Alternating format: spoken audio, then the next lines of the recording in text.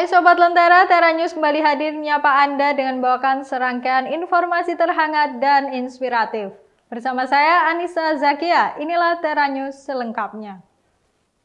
Kita mulai dari Thailand. Sobat Lentera, Presiden Prabowo Subianto tiba di Bangkok, Thailand pada Sabtu malam 17 Mei 2025. Presiden Prabowo dijadwalkan akan melaksanakan sejumlah agenda penting termasuk audiensi dengan Raja Thailand, Maha Vajiralongkorn, dan pertemuan bilateral dengan Perdana Menteri Paetongtarn Shinawatra. Presiden Prabowo Subianto menginjakkan kaki di Bangkok, Thailand, Sabtu malam waktu setempat, sebagai bagian dari kunjungan resmi kenegaraan. Pesawat yang membawa Presiden beserta rombongan terbatas mendarat di Pangkalan Udara Kerajaan Thailand dan disambut secara resmi oleh jajaran pemerintah Thailand, termasuk Wakil Perdana Menteri dan jajaran menteri. Kehadiran Presiden Prabowo mendapat sambutan hangat dengan prosesi cacar kehormatan militer. Seusai penyambutan, Presiden langsung menuju hotel tempatnya bermalam selama kunjungan berlangsung. Kunjungan ini menandai langkah strategis Indonesia dalam memperkuat hubungan bilateral di Asia Tenggara. Kita ke informasi selanjutnya. Usai drama yang melibatkan Anthony Edwards dan Los Angeles Lakers yang tereliminasi di ronde pertama playoff, Anthony bawa Minnesota Timberwolves ke East Conference Final. Usai kalahkan Golden State Warriors 4-1. Minnesota Timberwolves melanjutkan perjalanan impresif mereka di playoff NBA 2025 dengan menyingkirkan Golden State Warriors dalam 5 game. Kemenangan 1-2-1, 1-10 di game kelima menutup seri semifinal wilayah barat dengan skor 4-1. Anthony Edwards tampil gemilang dengan 22 poin dan 12 assist, sementara Julius Randle menambahkan 29 poin, membawa Timberwolves ke final wilayah barat untuk kedua kalinya secara beruntun. Absennya Stephen Curry karena cedera hamstring menjadi pukulan berat bagi Warriors, yang kesulitan menemukan ritme permainan tanpa bintang mereka.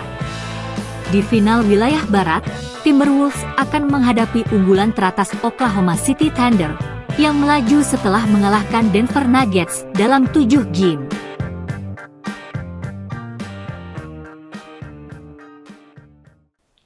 Sesaat lagi kita akan membahas tentang Grace Pandai Es Krim yang memperlihatkan proses pembuatan es krim di depan pelanggan. Jadi tetap di Tera News.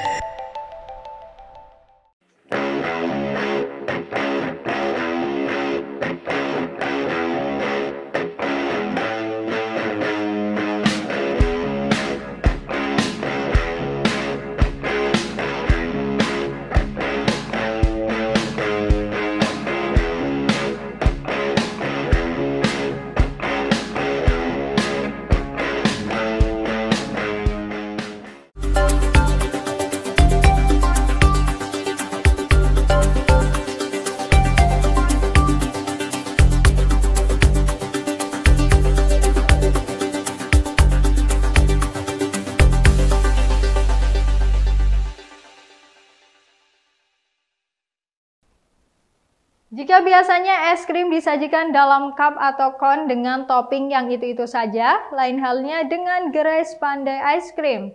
Di sini es krim diproses langsung di depan mata pelanggan menggunakan mesin khusus bernama Swirl Drill yang menghasilkan tekstur dan rasa yang unik di tiap suapan. Bagaimana proses pembuatannya? Simak liputan selengkapnya.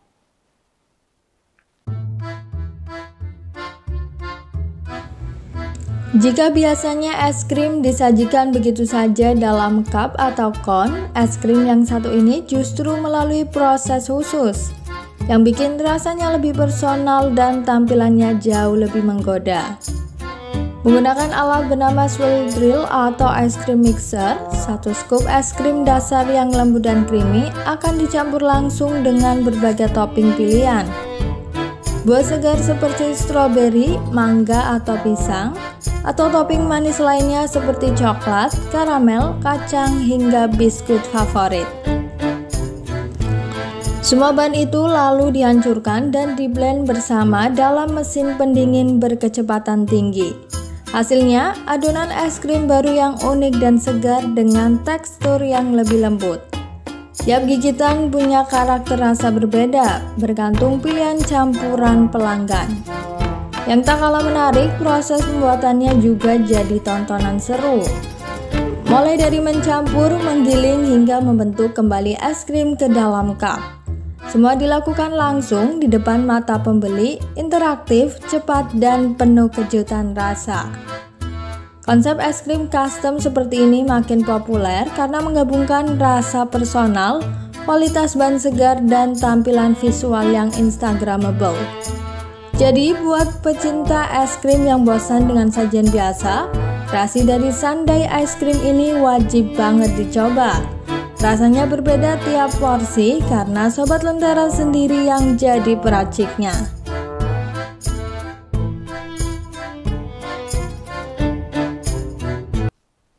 Dikenal sebagai tarian berputar yang khas, tari sufi kini semakin menarik perhatian masyarakat Indonesia. Tapi tahukah Anda bahwa setiap gerakan penari sufi adalah simbol perjalanan spiritual mendalam?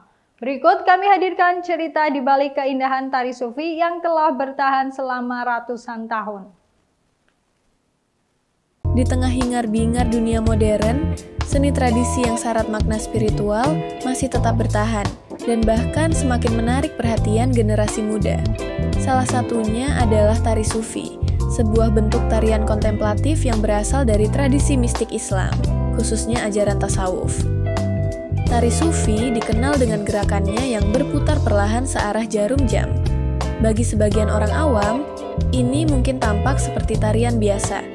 Namun, di balik gerakan tersebut, tersimpan filosofi mendalam tentang pencarian Tuhan, pengendalian ego, dan penyatuan jiwa dengan Sang Pencipta.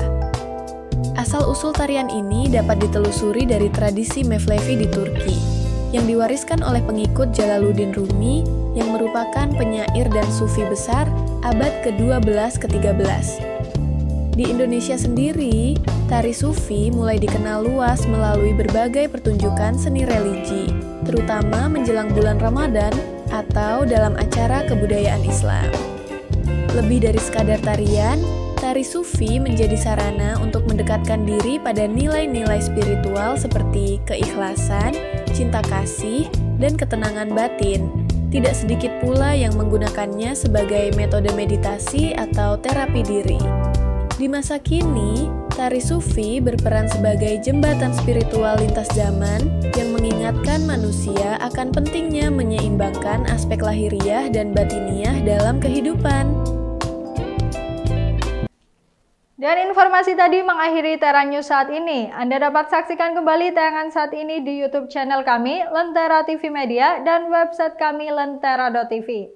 Saya Anissa Zakia, pamit undur diri. Terima kasih dan sampai jumpa.